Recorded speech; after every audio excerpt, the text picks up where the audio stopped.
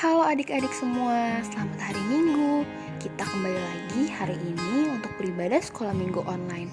Apa kabarnya adik-adik? Cici dan Koko kangen sekali bertemu adik-adik. Tapi sampai hari ini, Cici tetap percaya dan yakin kalau Tuhan akan menyiapkan waktu yang pas untuk kita bertemu kembali di gereja, memuji Tuhan dan sekolah minggu kembali.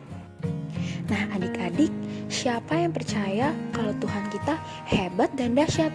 Tuhan bisa loh buat gunung, bisa buat sungai, dan bintang-bintang di langit. Kita sebelum mulai ibadah hari ini, kita memuji Tuhan adik-adik. Judulnya, Allahku besar, kuat, dan berkasa. Yuk adik-adik.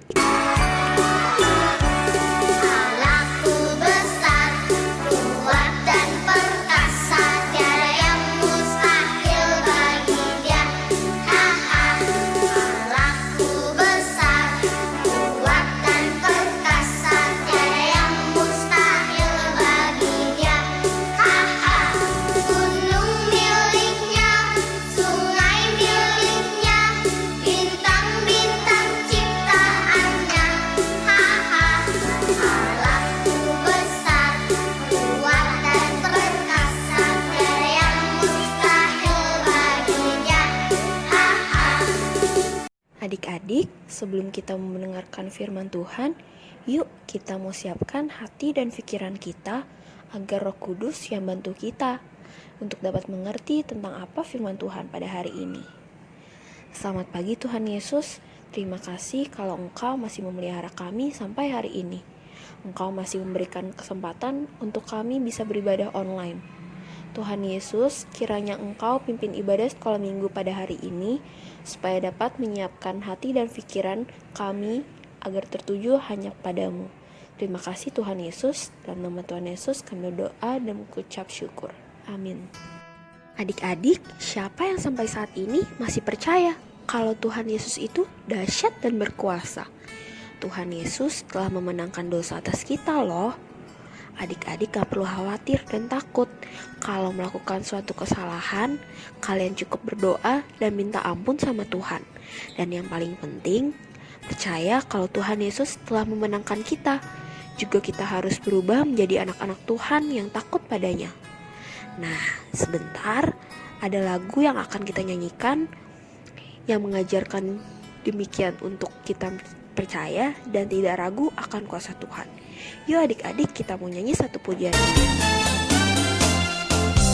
Percaya saja, percaya saja, percaya yang beri kita menang. Percaya saja di dalam darahnya, percaya tentu kita menang. Percaya saja, percaya saja, percaya yang beri kita menang. Percaya saja di dalam darahnya, percaya tentu kita menang. Adik, cerita pada hari ini kita mau belajar dari kisah Petrus yang dilepaskan dari penjara. Dulu ada seorang raja yang jahat, namanya Herodes. Dia adalah raja yang mempunyai rencana tentang orang Yahudi senang ketika ia membunuh Yakobus, orang rasul, saudaranya Yohanes. Makanya Raja Herodes merencanakan untuk membunuh Petrus juga setelah hari raya. Itu sebabnya Petrus ditahan di dalam penjara, terus ditangkap dan dipenjarakan pada waktu hari raya roti tidak beragi, di mana sebentar lagi orang-orang Yahudi merayakan Paskah. Herodes merencanakan bahwa sehabis Paskah ia akan menghadapkan Petrus kepada orang banyak. Petrus dipenjara di bawah pengawasan penjagaan. Kira-kira pada waktu itu Raja Herodes mulai bertindak dengan keras terhadap beberapa orang dari jemaat dan menyuruh menahan Petrus. Setelah Petrus ditangkap, Herodes menyuruh memenjarakannya di bawah penjagaan 4 regu, masing-masing terdiri dari 4 prajurit. Maksudnya ialah supaya sehabis Paskah ia menghadapkannya ke depan orang banyak. Demikianlah Petrus ditahan di dalam penjara. Tetapi jemaat dengan tekun mendoakannya kepada Allah.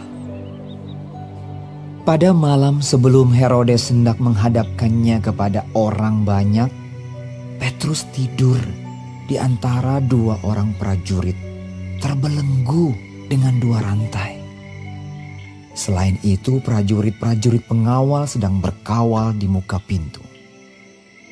Tiba-tiba, berdirilah seorang malaikat Tuhan dekat Petrus, dan cahaya bersinar dalam ruang itu. Malaikat itu menepuk Petrus untuk membangunkannya. Katanya, "Bangunlah segera." maka gugurlah rantai itu dari tangan Petrus. Lalu kata malaikat itu kepadanya, "Ikatlah pinggangmu dan kenakanlah sepatumu. Kenakanlah jubahmu dan ikutlah aku." Ia pun berbuat demikian. Sangkanya ia melihat suatu penglihatan. Lalu ia mengikuti malaikat itu keluar, dan ia tidak tahu bahwa apa yang dilakukan malaikat itu sungguh-sungguh terjadi. Setelah mereka melalui tempat kawal pertama dan tempat kawal kedua, sampailah mereka ke pintu gerbang besi yang menuju kota. Pintu itu terbuka dengan sendirinya bagi mereka. Sesudah tiba di luar, mereka berjalan sampai ke ujung jalan. Dan tiba-tiba malaikat itu meninggalkan dia. Dan setelah sadar akan dirinya, Petrus berkata, "Sekarang taulah aku benar-benar bahwa Tuhan telah menyuruh malaikatnya dan menyelamatkan aku dari tangan Herodes dan dari segala sesuatu yang diharapkan orang Yahudi." Dan setelah berpikir sebentar, pergilah ia ke rumah Maria, ibu Yohanes yang disebut juga Markus. Dan ketika ia mengetuk pintu gerbang, datanglah seorang hamba perempuan bernama Rode untuk mengetahui siapa yang mengetuk itu. Ia terus mengenal suara Petrus. Tetapi karena girangnya ia tidak membuka pintu gerbang itu dan segera masuk ke dalam untuk memberitahukan bahwa Petrus ada di depan pintu gerbang. Kata mereka kepada perempuan itu, "Engkau mengigau." akan tetapi ia tetap mengatakan bahwa benar-benar demikian. Kata mereka, "Itu malaikatnya."